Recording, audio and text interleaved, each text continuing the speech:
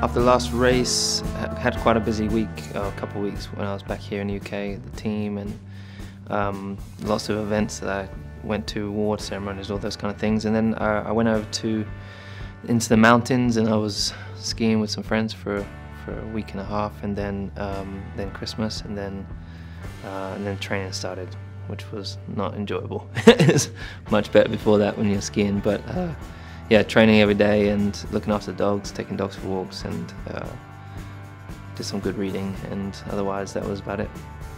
I'm looking forward to Melbourne. Ultimately, that's what I like doing most, so I want to be at the race. The stuff that's all around it, in between it, is not the most enjoyable part of it. Is, you know, the stuff that you have to do, but the point when you get to the race and the build-up and the working with the engineers, getting in the car, that's the stuff I look forward to. I think the pressure really is the same as it is every year. We want to win, and don't feel there's any more expectation than there is ever in any other season. It's as high as it can ever be in every season. So, of course, when you are the #1 team, you become more of a target.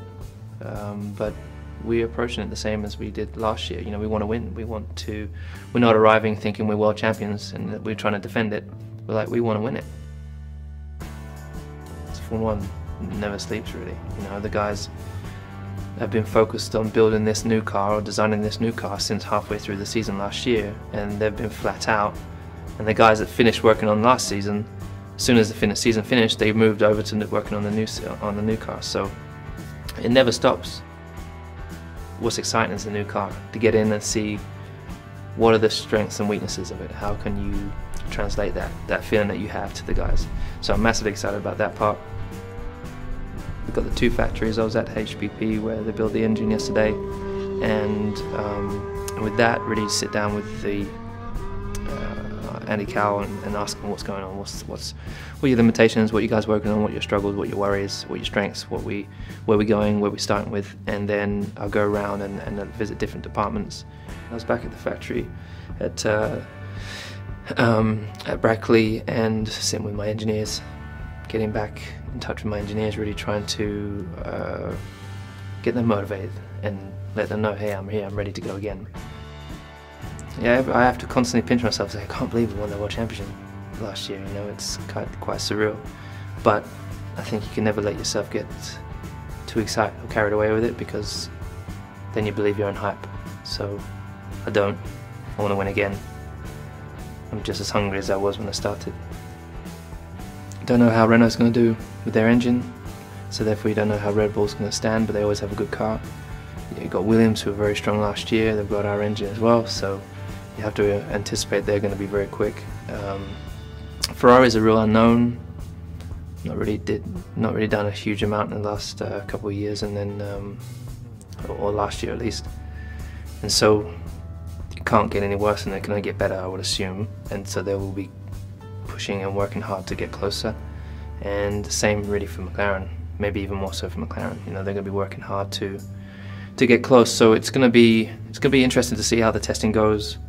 But we just generally focus on ourselves, and we want to be, you know, if we get distracted by focusing on other people, then you can kind of get lost. So we just focus on doing what we do to the best of our ability, and even better. I think it's cool that we have the champions are in different teams, and also top teams, so they can potentially be fighting. You obviously have some great young drivers that haven't won championships yet, but have the ability to do so. But yeah, you need, like every team needs almost needs that driver to really lead them. You know, to take whatever the way they drive the car, which really kind of takes the car to the limit and beyond. And that's the only way you can really develop a car, is by finding where the limits are. So you can work on making sure that they're not limits, and keep moving keep moving the bar higher, or raising the bar. During the winter months, I spent a lot of time with my family, with my friends, did a lot of sports, because it's a great opportunity to increase my fitness level and get ready for the season. I'm very excited about the season ahead, and just the period now is also so interesting, because how does the new car feel? You know, how does it look? How's the first impression of driving it? And so far so good. You know, it's been a good start. For now, no, I don't feel pressure, but of course the expectations are very high, not only from outside, but ourselves. You know, we also expect great things from us, and last year we really got a taste of the success, you know, and how amazing the feelings are when you win. And we want to keep going now, you know. We're not looking back anymore, so that's an extra boost and motivation. Yeah, it's been a long time now since driving the last time, which was end of November. So I'm good to go definitely now again, and I look forward to putting in some really fast laps. The testing is very, very important in the beginning of the season, or before the start of the season, just to get the car, you know, perfectly set up for the first race. And in the beginning of testing, we mainly do reliability, so it's just miles and miles and miles. And then towards the end of testing, we go for performance, you know, and we really try and get the maximum out of the car to be as quick as possible. And it's a really crucial phase. Yeah, this week I've been spending some time in the factory, doing some simulator driving, testing some of the new setup items in the simulator. Then, you know, showing my face, meeting people, discussing, giving my opinion, listening to their opinion, and going around and thanking everybody also, because it's during the winter, amongst other times, but especially where they put so much work into it. It's just unbelievable, you know.